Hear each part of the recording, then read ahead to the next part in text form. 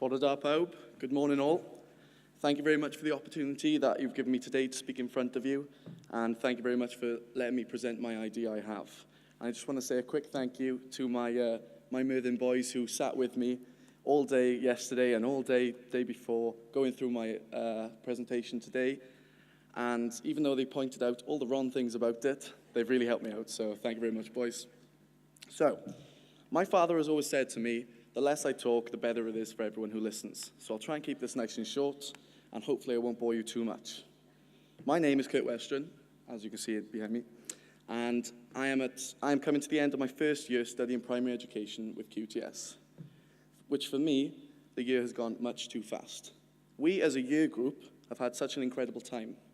It's been filled with learning, laughs, friendships, stress, and the most memorable of fun, enjoyable, and let's not forget, stressful time on our professional teaching experience.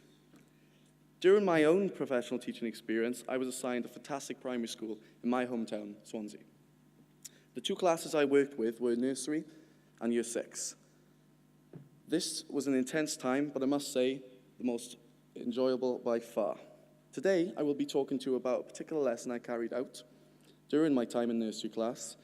The learning objective for this lesson was for the children to be able to identify multiple shapes, give me their names, their properties, and the colour either in English or in Welsh when possible.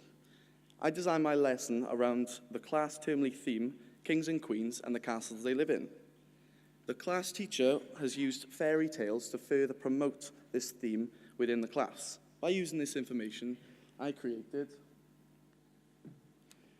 my Fixing Fairy Cars lesson. To answer any questions about what you see behind you, yes, that car was made entirely out of cardboard.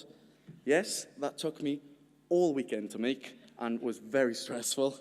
And yes, it was an absolute nightmare to get to the school. Thankfully, my dad was on hand with his toolkit and a bigger car to disassemble, reassemble, and take me to the school safely. For my lesson, pupils would be taken to the forest area of the school, which was just behind the nursery classroom, so it was nice and easy accessible for the younger ones. The pupils would arrive to a forest area that the scene had already been set. It was a vast forest, full of wildlife, the forest fairies worryingly looking on, which I may have borrowed from the classroom, and in its centre, an abandoned, broken down car stripped of all its parts. The task. The pupils needed to help the poor, stranded forest fairies to fix their car and get them home safely. The parts were scattered around the forest, high and low, and were very hard to find. These parts were in the form of coloured shapes: red semicircles for the wheels, green rectangles for the doors, blue squares for the windows, and yellow triangles, finally, for the lights. I made sure that I used a variety of bright colours for the whole activity, for that eye-catching and pop-in effect to appeal to the younger pupils. This lesson was actually taught each day for the first week, so I had plenty of time to refine the lesson and iron out any initial teething problems I originally had.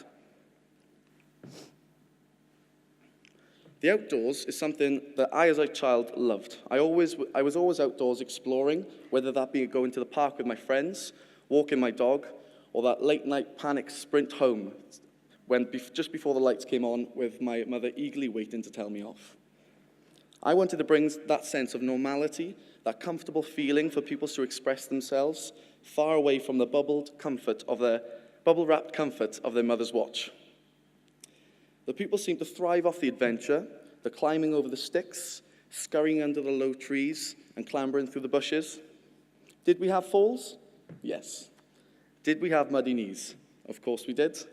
Did we have tears? Unfortunately, there were a few. But did we have fun? Absolutely we did. But quick as a flash, they were up running riots, getting to the next shape to add to their car. I wanted the pupils to have their own independence and to be able to use their growing creative minds and imagination to navigate their way through the forest safely to complete the task at hand. So, to bring this whole presentation to a close, my lesson was designed on the approach that the whole child needs to be considered as important.